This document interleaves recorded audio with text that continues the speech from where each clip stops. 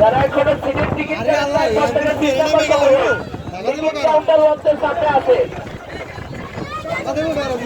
দ্রুত চলে আসেন, দ্রুত চলে আসেন, যারা ঢাকার যাত্রী আছেন দ্রুত চলে আসেন।